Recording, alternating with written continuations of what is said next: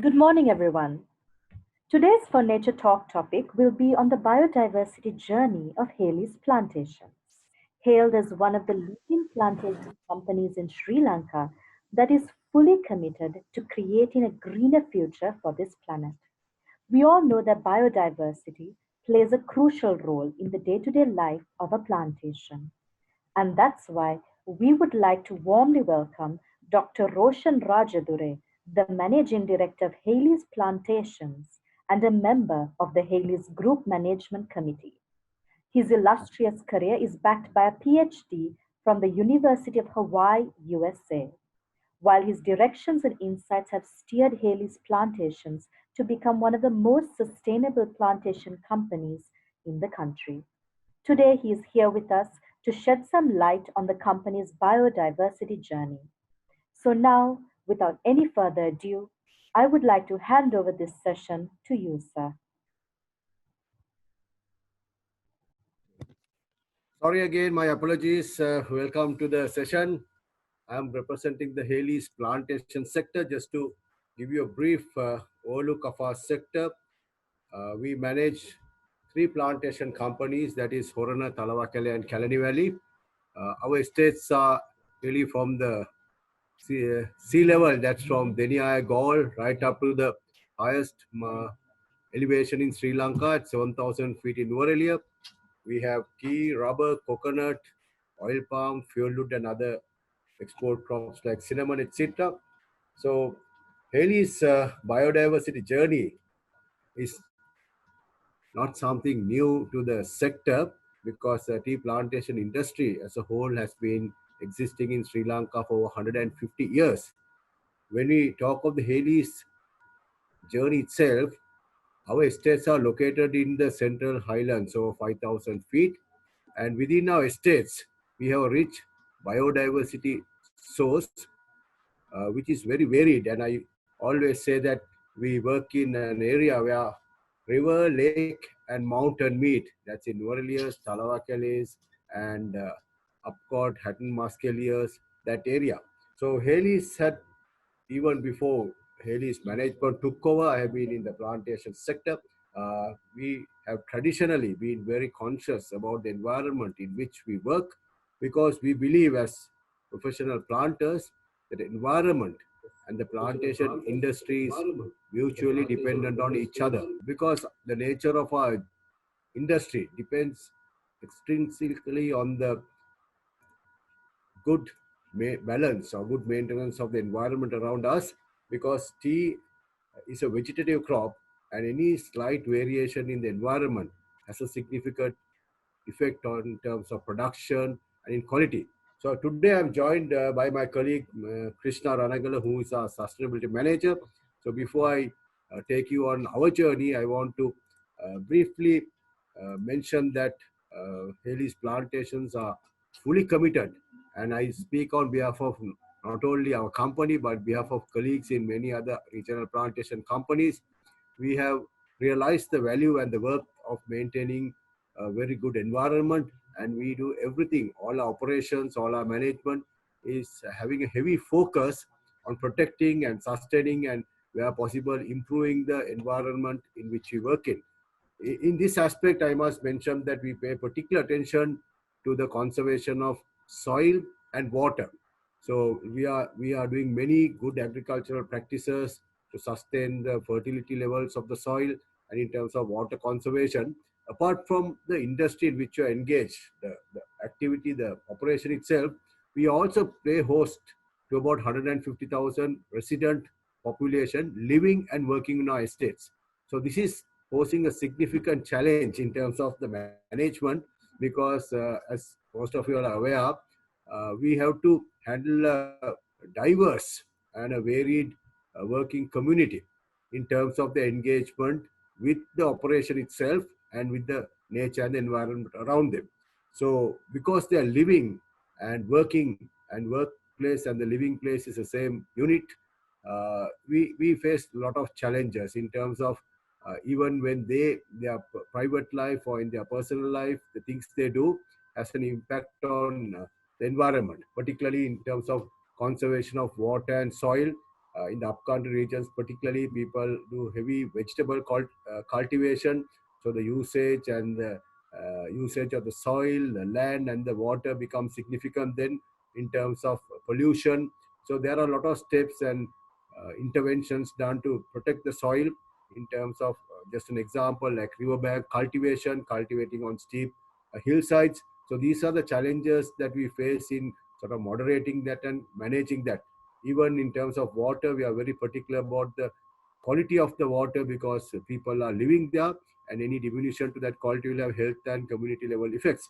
So we apart from our agriculture, we have other challenges because of the large numbers of people living and dependent on the area. So let me quickly go to the Haley story. Haley's plantations. We belong to the Haley's family. You can see a nice snapshot where the mountains and the lake and everything meet. This is in Nuvarelia P2 estate. And as I mentioned earlier, we have Kalani Valley, Thalawakal and water plantations being managed by us. And we have, these just a very quick snapshot of the companies where we have tea and rubber, oil palm, coconut and other crops in our portfolio. And we also own Mabrock, a tea marketing firm. We have almost more than 26,000 hectares in our management, and of which close to 19,000 hectares are cultivated. We have about 10,000 hectares of tea and about 6,000 hectares of rubber, cinnamon, fuel wood, and we play host to about 130,000 resident plantation population for whom we provide housing, and in the plantation parlance, we say facilities and care from womb to the tomb. So we have about 21,000 registered workers. We have non-registered, non-resident workers as well. We have 60 tea estates from Denia up to Nuvarelia, manufacturing in 51 factories, and we are the largest plantation group producing the largest amount of tea and hosting the largest amount of workforce. Going on, this is a quick snapshot of where our estates are located, from Nuvarelia to Deniaya, from Lindula to Yatiantota, Rubber, from Horana to Nanuya. So this is how we are spread in the country, Haley's plantation estates. And our standardized business approach is this. This is very important, as you can see, in terms of the product purity and food safety, in the way we manage the business, ethical business management, and a strong pillar is the environment, as you can see. So in support of this, over a period of time, we have obtained many global certifications, as you can see, some of the very preeminent certifications like the Rainforest Alliance, Forest Stewardship certifications, and the wood certification. These are some of the certifications that we have obtained in manifesting our commitment and our practices where health, safety, and the sustainability of the environment is concerned. We are also a very prominent member in the Biodiversity Sri Lanka Forum. And we believe why we have to do it is because, as I mentioned earlier, plantation agriculture is heavily dependent on the environment in which you operate, more so because of the nature of our crop. Tea is a vegetative crop, and a slight improvement or diminution of the rainfall pattern or temperature has a significant impact on the overall operation in terms of quantity and quality, and that affects the people's livelihood. And more than that, we are located in an area where most of our country's water sources originate. So we are responsible not only for our plantation operations, we bear national responsibility in protecting the sources of our riverine system. So all the water sources that from hill country flow down to the low country or low elevations of our country, and most of them, the sources are located in our estates, and we do many things to protect these sources. So basically, we are located in the wet zone and in the upper highlands, so 5,000 feet, and the main catchment areas are contained within our estates. For an example, the whole of Nuvarelia Lake is within the confines of the P2 estate. In other words, the P2 estate tea fields are surrounding the whole Nuvarelia town. So and we have many biodiversity hotspots. And actually, we take an inventory every year, and we always have to operate within a very sensitive ecosystems. And a challenge that we as plantation professionals are facing is the systematic and a very regular changes to the climate. For example, we went through a scorching heat up to about March, one of the worst droughts we had. Large areas of tea were scorched. Then overnight, we had so much of rain that we had 3 or 4 feet of flood water going through our workers' housing. So this kind of a radical change in the climate and its adverse effect on the environment and operations cannot be measured. So that's a constant challenge that we have to face and operate within. So just to quickly get you all to the environmental conservation model, the integrated environment conservation model that we adopt. As mentioned, we have the management of the water resources, and we are very particular about the material consumptions, uh, energy and environment friendly agricultural practices, and biodiversity. So these are some of the initiatives and key areas that we are looking at. What I will do is I will now stop talking and take you through a very quick slideshow, at the end of which I'm sure you'll have a lot of questions and queries that we can answer. So I'll request Krishna, our manager sustainability, to quickly take you through the slideshow. I believe a picture is worth 1,000 words. So let him take him through the slideshow, and then I will rejoin you during the course of this session. Thank you very much, sir. Thank you very much for this opportunity. This program initiated by Helis Group Sustainability Team, collaborate with the Sabaragamu University of Sri Lanka. This is the one of good activity started with the World Environment Day program. According to our MD explained, this is our environment management model. We have integrated environment concerns to ensure best agricultural practices and to ensure minimum effect to the environment and better material efficiency and water resource conservation. Like that, we have several initiatives under these major pillars to protect the environment. Especially biodiversity conservation is a very important thing for us, and the national level also it is a very important thing, because our all lands and state areas situated under very significant high value conservation area within the country. That's why we are doing those activities and actions to ensure our responsibility for the environment. Actually, this is a model developed by International Water Management Institute to ensure better biodiversity integration with the plantation management. According to this framework, we are aligning our day-to-day activities and our business operation to reduce the impact and to reduce the effect to the biodiversity and ensure the better quality of biodiversity and obtain optimum ecosystem services for whole community and country. According to according to that initiative and the framework, these are the best practices within our states. We are very concerned about the water resource management and conserve our all water sources. Especially, we have a number of conserved water sources within our states, and we are regular monitoring and reducing all effect within agriculture practices. You can see some nice pictures and protected area within this present. This is the important thing, aquatic ecosystem conservation, because most of states situated very important areas which are to the aquatic ecosystems like Kalani River and St. Clair Waterfall, VOA, those kind of very important, nationally important areas under our land area. Therefore, we are very concerning, and we have several, and we have a strong initiative to protect those nationally important areas. These are the some of actions we are taking. We are providing good awareness, and we have a designated area within the state for those ecosystems. And rainwater harvesting is another major activity we are doing to maintain the groundwater level and enrich the water catchment area. Those are the few photographs of the best practices within the states. These are the marshy land conservation and the wetland conservation activities, and we are very keen and very strongly monitoring the hunting activities. We are try to prohibited every hunting activities within these special areas. And, these are the awareness activities, especially native plant protection.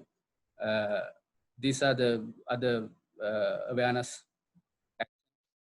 And the other important thing is we are very care and we are very concerning about the forest area within the state. After starting our operation, we have a designated and we have a strong maps to identify the conserved area, and we have a good team to protect those kind of. These are the another important activities. Riverbank protected with the grass buffer zone, because this riverbank protection is the very important to protect the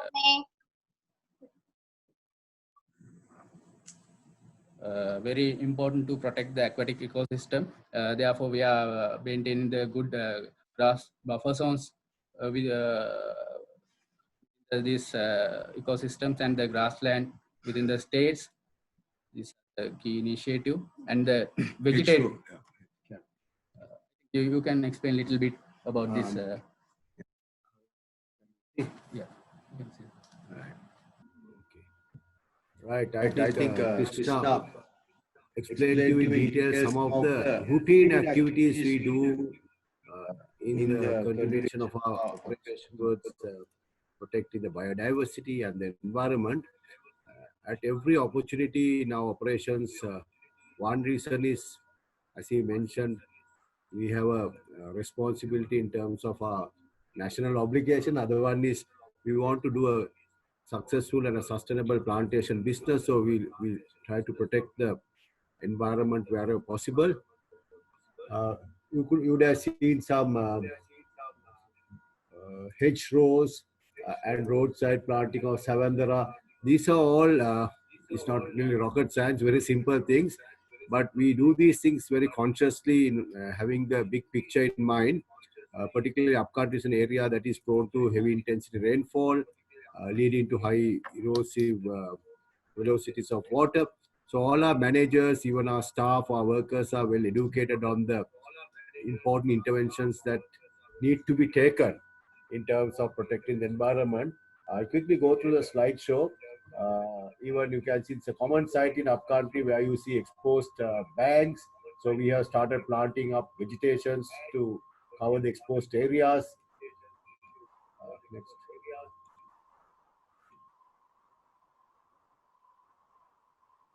These are some of the examples that you would see in a field, planting of Savandara and hedgerows and ground cover in the roads. In the past, about 10 or 20 years ago, we took pride in maintaining a very clean surface without any vegetation. But now, with more education and awareness, we try to reduce erosion and encourage biodiversity and vegetative cover by growing suitable crops. These are the hedgerows that we have planted in our tea fields as a wind preventive barrier and also as a green manure source. And these are our forest wood blocks. In the plantation sector, wood is an important commodity for our operations. So we have specially designated and specially grown areas for commercial forestry. And we, sorry, we have a continuous process of commercial forestry. These are the protected drinking water sources with which we provide. And because of many certifications, we are required to do regular water quality testing. Even taking away excessive water at non-erosive velocities is one of our interventions. You can see that these are in a tea field, how we have adopted certain preventive measures to reduce the flow of water and reduce the scoring and also filtering of water. Next.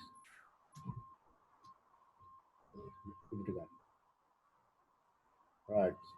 So these are some of the sites that you would see in an estate, but we direct all our wastewater to one particular point rather than allowing it to go all over. And we have a lot of uncultivated land in between tea fields. Some are not suitable for tea cultivation, and we have cultivated some sort of vegetation in order to prevent. One thing is for encroachment for vegetable cultivation, other is as a source of protecting our land and environment. These are some of the routine operations we do, and these are done. I must say that not only Haley's plantations, these are done across the plantation sector particularly in the upcountry. And Krishna, would you like to take over the biodiversity inventory reports? What we do?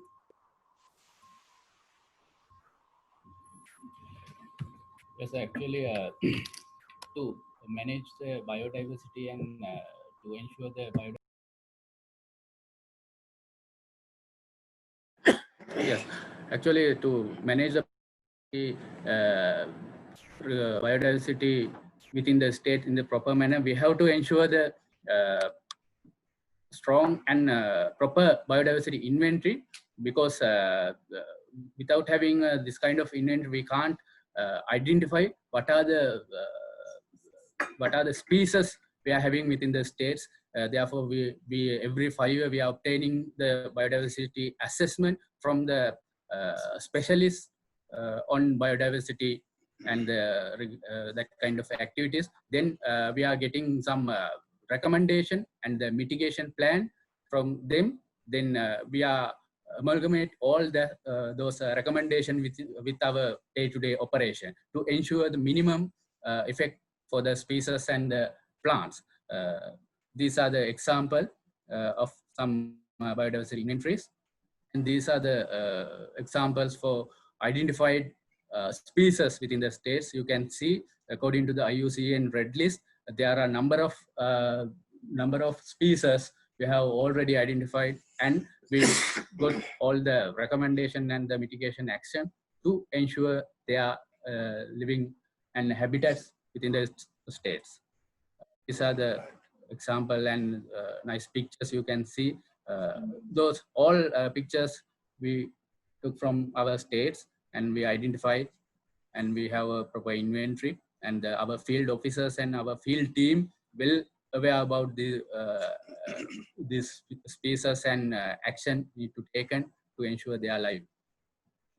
Other species, number of species we can find from our states.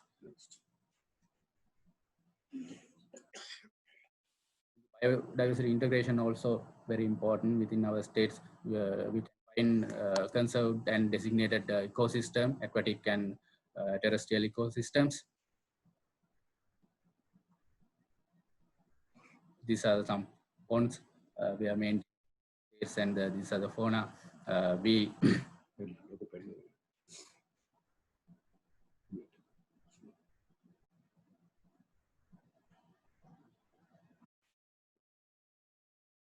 this is the one of example on our daily monitoring activities about the species. Then we have a annual survey for identify the current status of all species and sightings.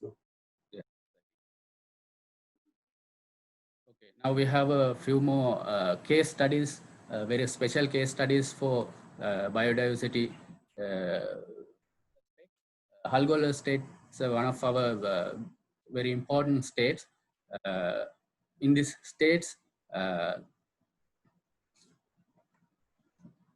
we conduct one biodiversity assessment to identify the species, and you can see on the screen there are a number of species identified, and most 16 species in the endangered situation. Therefore, we are following some mitigation action to protect them, and there are 159 flora species with the 167 indigenous plants. Those are the very important thing and our concern. And the other special thing, this crimson flower. According to the IUCN assessment and all national level assessment, we all thought this crimson flower exotic plant, but after the about 100 years, we found this plant within our state because of good agriculture practices and some our initiative. We found this plant again, and now we have a good mitigation action and the plan to protect this plant and enhance the generation of this plant. And other important initiative, and we have some one video. You can get some idea about our state practices, how we are integrating our daily state practices with the biodiversity protection.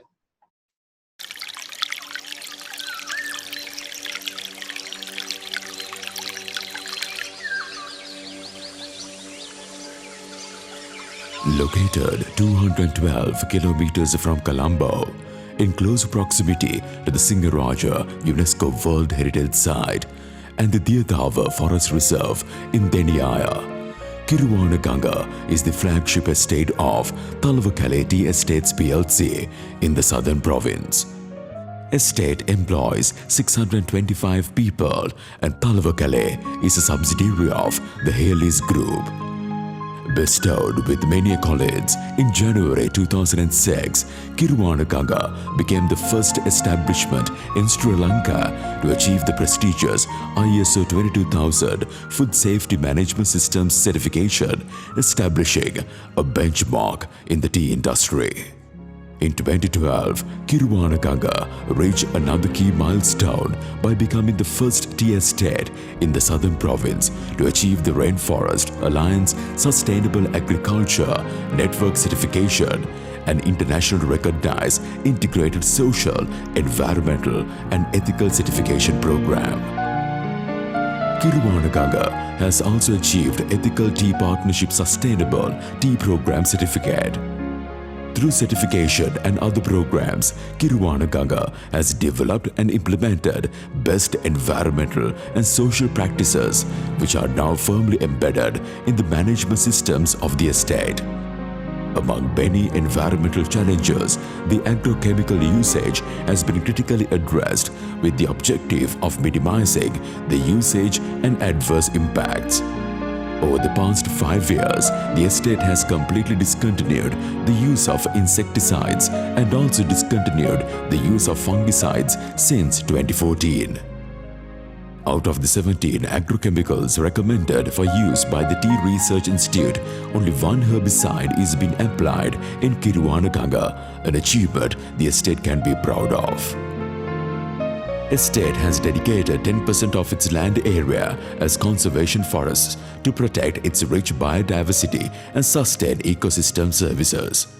Towards achieving the long-term vision of increasing green cover, a tree planting program using native and indigenous species has been initiated. Green belts and ground covers have been increased, minimizing soil erosion and significantly reducing the use of agrochemicals. These measures are the estate's contribution for combating the adverse effects of climate change experienced in the region in the recent past. As a precautionary and preventive measure, chemical-free buffer zones have been established around all water bodies, frequently traveled roads, and areas of human habitations.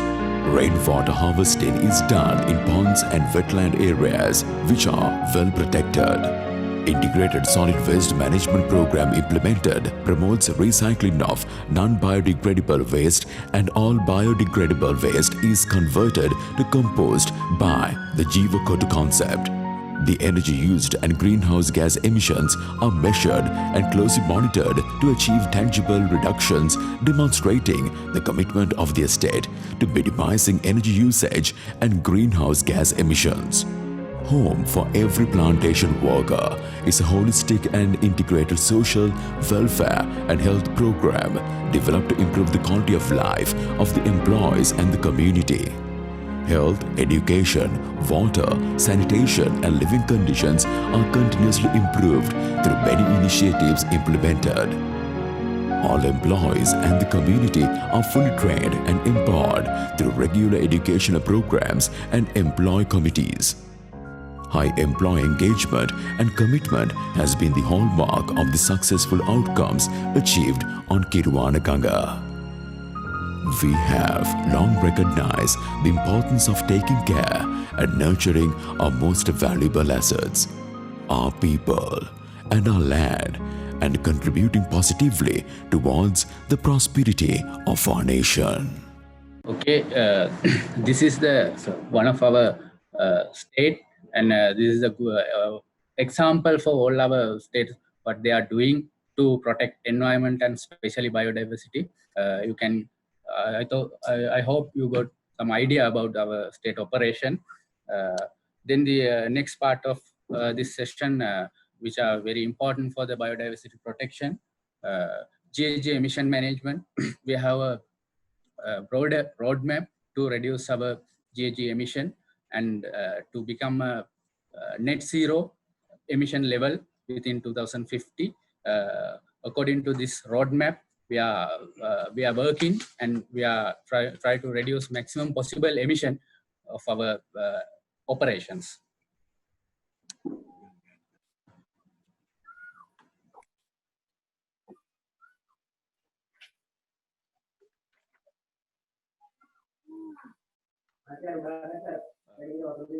These are the few activities. We have a solar energy generation and to reduce the non-renewable energy and improve the renewable energy consumption within our operation. And these are the few photographs and actions we are taking. This is the solid waste management method. All biodegradable waste we are using for the biogas producing or composting, and the non-biodegradable waste we are using for the recycling. And you go finish 5 minutes. Okay. In the material consumption and all. Okay, this is few awards we recently won, national and international level. I think we can finish our biodiversity session as we started as a biodiversity journey of Haley's plantation, and I would like to invite our MD again to continue this. Ladies and gentlemen, just to finish off the program, this is at leisure. You all can see the recognition that I have received for the work that the people on the ground have put in. In addition to this, we have started a special project. We are trying to plant 1 million trees in the upcountry areas, particularly in Talavakkale, Nuwara and Nanuaya. These are a national program in partnership with Rotary International. Already within a year, we have planted about 125,000 trees.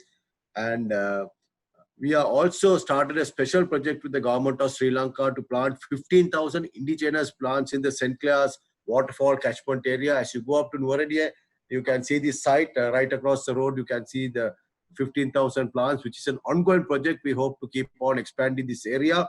And in low country in Kalanivelli plantations, we have planted 12,000 native fruit trees in an area adjoining the village. These are special projects in the support of our commitment to the environment. And we have also last year started a project to plant 2,000 kumuk trees in low country estates along the river banks. As Krishna explained, Viyoya, Kalanioya, and most of the rivers originate from upcountry going through our estates. So every estate practically has a river and many streams. So our people, from the workers up to the management, all are fully aware of the importance and the relevance of this environment in which you operate, and are working to the best of their ability to protect it. So in finishing, I want to give the assurance that the plantation sector in Sri Lanka, including our company, are very conscious about the need to protect the environment, and we support many other institutions and stakeholders in creating awareness, and we facilitate and promote research and education and communication programs in our states. And of course, we strictly conform to the global certifications such as Rainforest Alliance and FSC, which in itself is embedded some of the mandatory requirements in terms of nature conservation. So with that, I'll stop. I think you'll have listened to a earful and await some questions and queries as to what we are doing. Over to you, Krishna.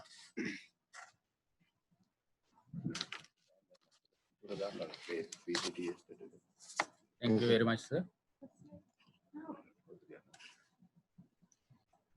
Any questions and anything that you need to clarify or questions, we are welcome to answer. Thank you very much for the interesting presentation. So I would like to know, what are the challenges that you face?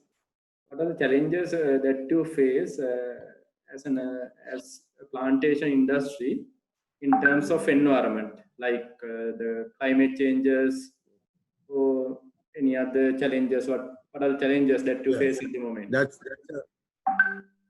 That's a very good and a very appropriate question. As you have given part of the answer, one of the biggest challenges that we face is a climate change. We have no control, I mean, to a certain degree over the exogenous circumstances. Like I told you at the outset of my discussion, like we had a very bad drought for the 3 months. In fact, I haven't seen something like that for the 30 years. Then overnight, drought became like a flood situation. So huge variations like this is posing a challenge, not only plantation agriculture to any kind of agriculture. And along with that, the human element. If I talk of our companies, we host almost 145,000 to 150,000 people, housing, health, sanitation, water.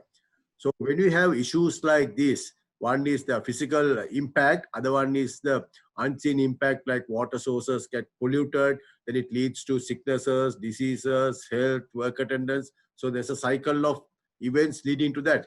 But one of the practical challenges we face as managers is, out of this population, only a certain part is working for the organization. That means we have some sort of a control and authority over part of our population.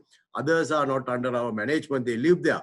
So we have, to a certain degree, not as much control as we would like to have them on the actions that they do. Like if they go to the forest and cut trees, there's very little that we can do. Like if they do cultivation in the land that they are permitted to cultivate and use chemicals or not practice good soil conservation methods, we cannot impose anything. So what we have done is to create community awareness through posters, through in situ workshops, training, and we've been able to a very large extent to bring the community to work together under us. So that is the challenge we have had. And of course, cost money, all these things cost money in terms of administrations and input.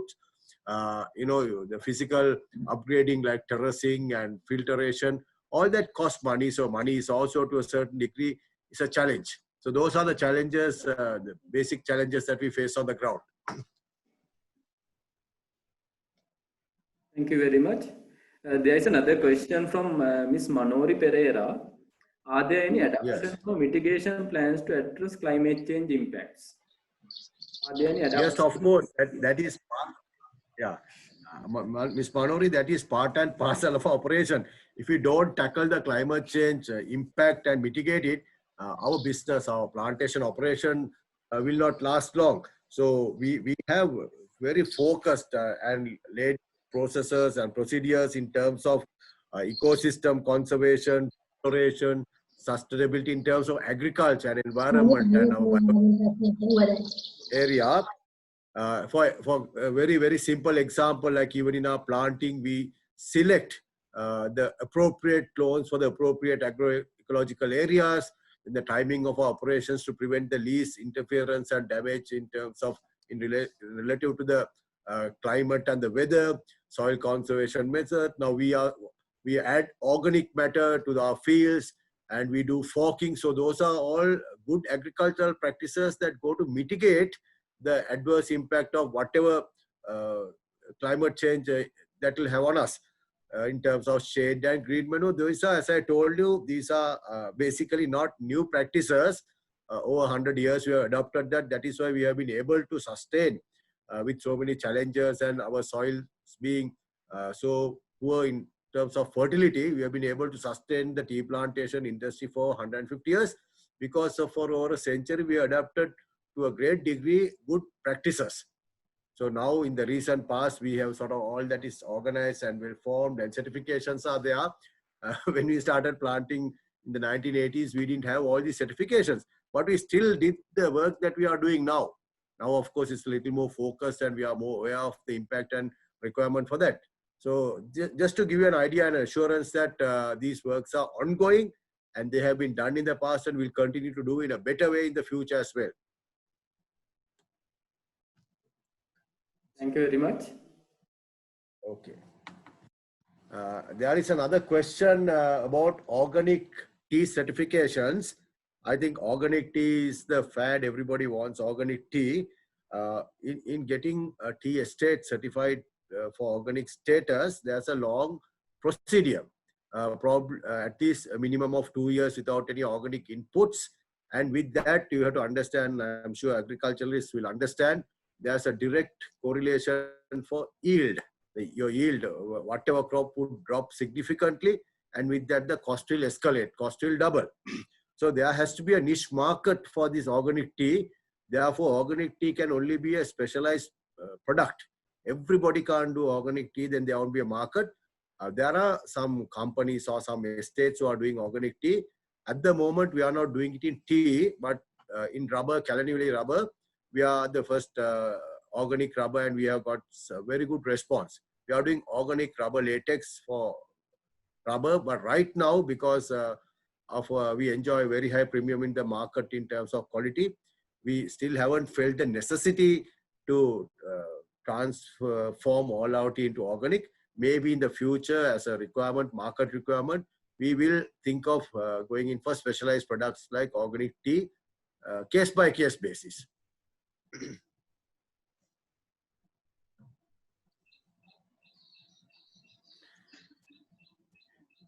Is there any other questions that you would like to clarify? I know I won't. Hello. All that. Yes.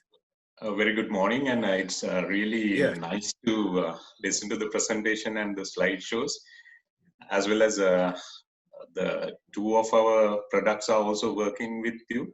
Krishna is one of our products, so so happy about it, and especially when it comes, sustainability and especially greening activities. I think Hales has taken a lot of measures to ensure that there is good sustainability measures. And in doing these things, what I saw from the presentation is rather than manufacturing other organizations, you have used some of the not that much of technical stuff to improve the greenery and this sustainability. So at the same time, estate is a place where there are a lot of people, as you correctly mentioned in the previous question. So what sort of actions that you have taken to get the engagement of people towards this greening in estates, specifically people aspect? Because if they do not practice these things, we will not be able to get the output. It's not like a factory environment where we can fix sensitive machines and we can get direct sunlight, all those things. So people involvement is a lot of, it's a key factor, I believe. And what sort of things that you have done to get the engagement of people in doing these things?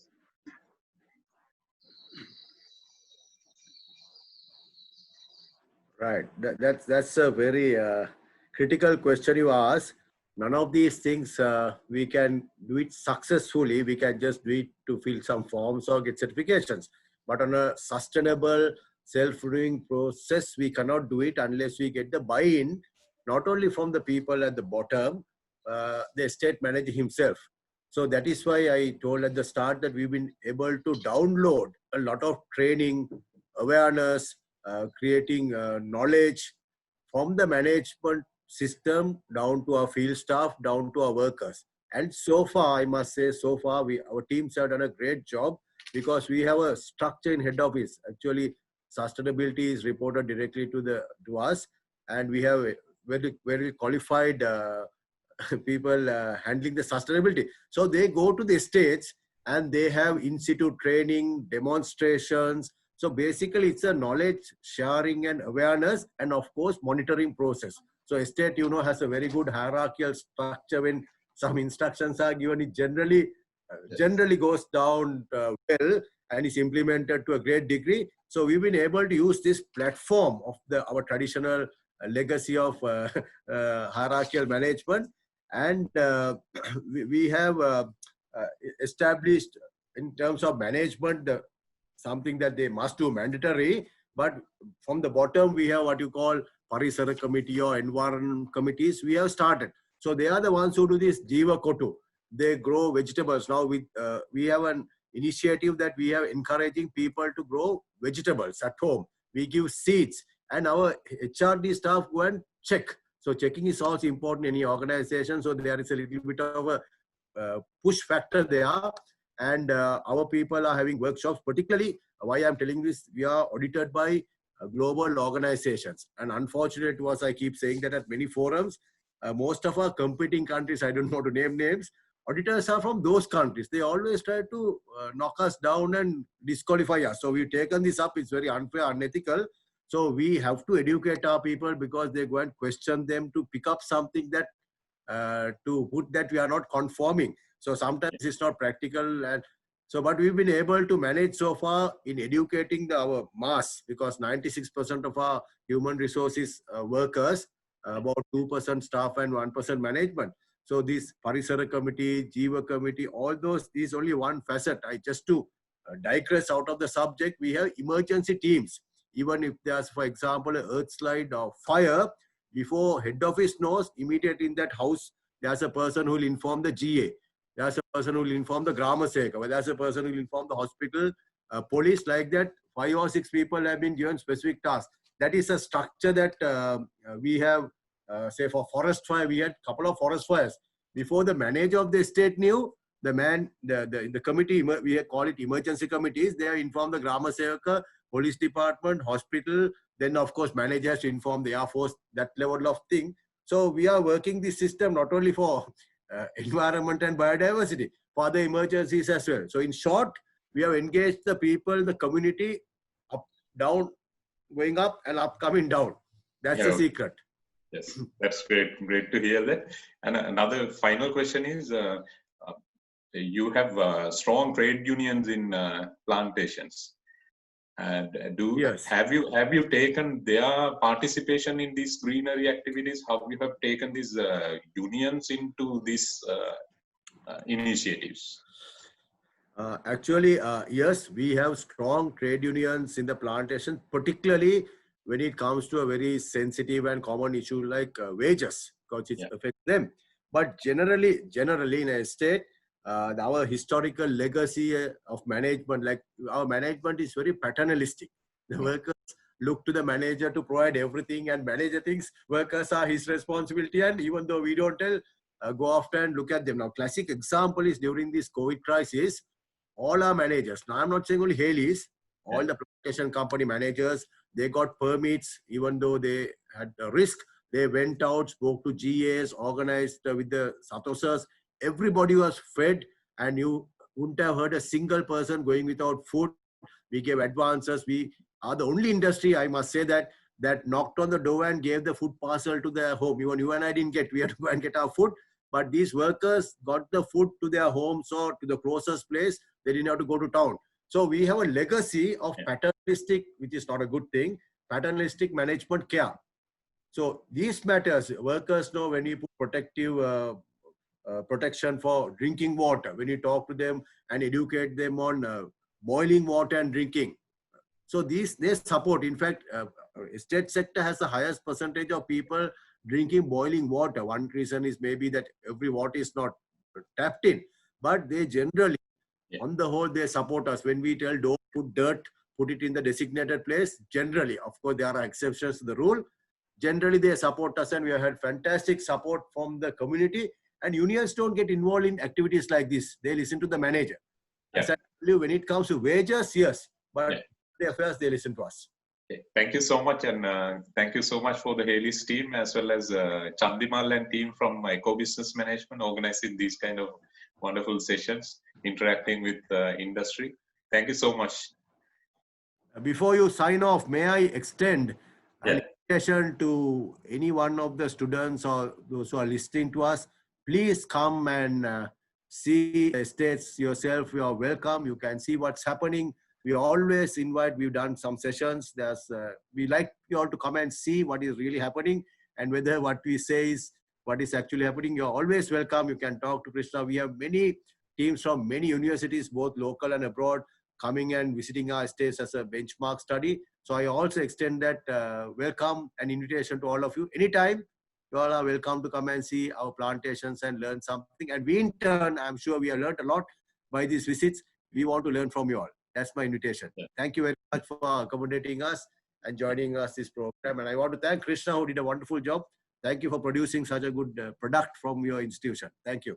Okay. Thank you for the invitation also. Sure, we will do it in the future.